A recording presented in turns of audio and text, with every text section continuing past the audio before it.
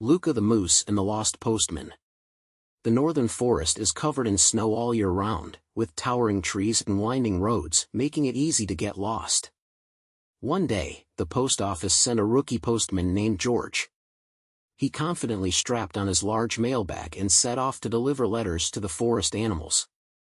But things didn't go as smoothly as he thought. His map was blown away by the wind, and he slipped, falling into a deep, muddy pit. George tried to climb out, but the more he struggled, the deeper he sank.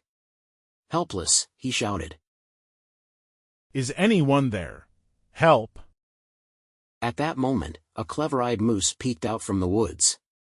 This was Luca the Moose, fresh from an adventure and looking for a new thrill. "Hey, human. What kind of game are you playing?"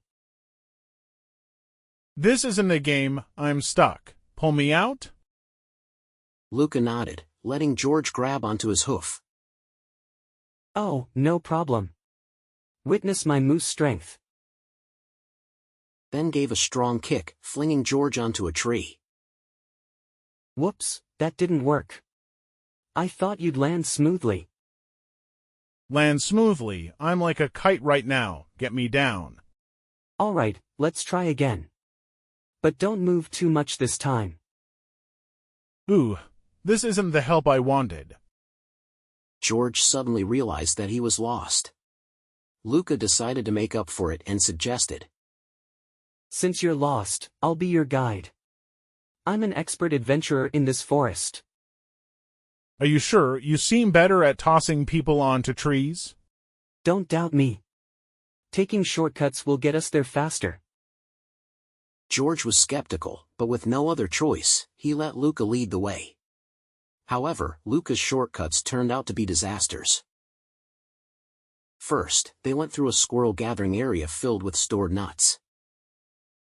"I smell nuts here. We can grab a snack on the way." "We're delivering letters, not having a picnic." Luca accidentally knocked over a pile of nuts stacked like a small hill. The squirrels, furious, started throwing nuts from all directions. George shouted as he and Luca fled, dodging the onslaught of nuts. "Run, I don't want to be turned into a nut salad." Next, Luca led George through Porcupine Trail. "Look. This path is straight, it must be a shortcut." "That porcupine tail doesn't look too promising." Just then, Luca stepped on a porcupine's tail. Quills flew out instantly, piercing George's mailbag, which ended up looking like a pincushion. A few letters spilled out. "Luca, my patience is running out. Every shortcut makes things worse." "Alright, let's take the main road then." "This is the first stop, Mr. Fox's house." You two look like you just came back from a battlefield. Are you alright? Yeah, our journey was full of surprises. Next, they arrived at Miss Rabbit's house. When they reached the last stop, Miss Squirrel's house. Last stop. See? I'm still awesome, right? "If you can avoid more accidents, I might agree." Don't worry. This time, steady as can be. Despite the twists and turns, George and Luca finally managed to deliver all the letters to the animals in the forest. "This was my most challenging delivery, but also the most fun. Despite all the trouble, I still have to thank you, Luca." Hey, I told you I'm the best adventure buddy. Maybe the most troublesome adventure buddy, but I've learned a lot too. I've learned an important lesson too. Sometimes, not everything needs a shortcut.